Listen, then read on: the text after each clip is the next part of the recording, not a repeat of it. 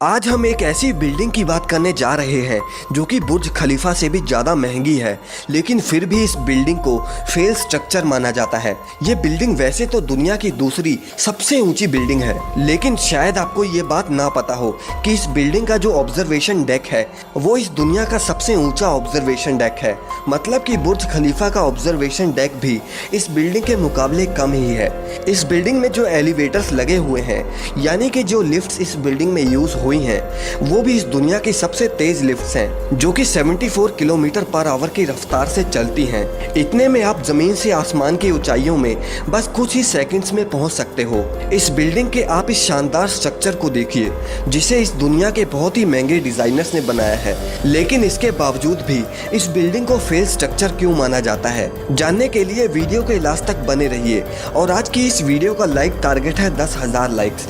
अगर आपने इस वीडियो को लाइक कर दिया है तो चलिए वीडियो को शुरू करते हैं। दोस्तों, चाइना की सबसे ऊंची बिल्डिंग, जिसे 2.4 बिलियन डॉलर्स में बनाया गया था, यानी करीब 17,500 करोड़ रुपए। इतने पैसों से अगर आप चाहें तो लगभग 2 बुर्ज खलीफा तो बना ही सकते हैं। ये बात आपको बिल्कुल हैरान कर देगी कि इसके बाहर जो आप ग्लास पैनल्स देख रहे हो, इसमें 20,000 ग्लास पैनल्स यूज हुए हैं, और वो सभी के सभी ग्लास पैनल्स अलग अलग शेप्स और साइजेस के हैं। 632 मीटर की इस बिल्डिंग में 128 फ्लोर्स हैं, और आपको शायद ये बात हैरान कर दे कि जहां बड़ी बड़ी बिल्डिंग्स में 10 या 20 एलिवेटर्स होते हैं, वहां इस बिल्डिंग में 114 एलिवेटर्स हैं, और वो भी दुनिया के सबसे तेज एलिवेटर्स।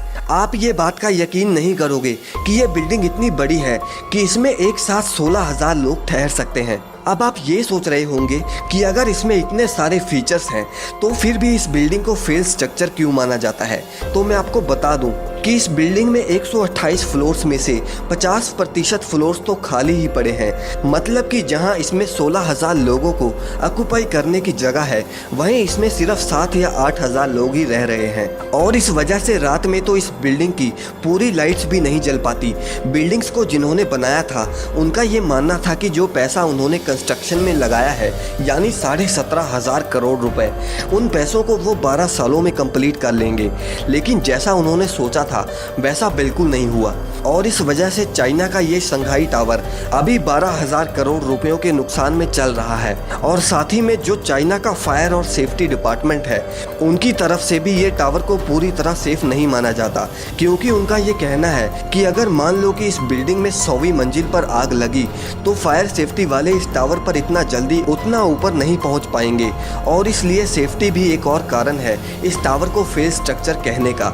इसके अलावा इस टावर का डिज़ाइन देखने में तो काफ़ी अट्रैक्टिव है, लेकिन इसके डिज़ाइन की वजह से भी इसे एक फेल स्ट्रक्चर कहा जाता है, क्योंकि इस बिल्डिंग को बहुत सारी लेयर से कवर किया गया है, जैसे कि ग्लासेस। वैसे तो ये ग्लास पैनल्स वगैरह हीट और एनर्जी कंजप्शन को कम करने के लिए बनाए गए हैं, लेकिन इन सभी लेयर्स ने बहुत सारी जगह कंज्यूम करी है, जिससे ये बाहर से जितना बड़ा दिखता है, अंदर से उतना बड़ा नहीं होता।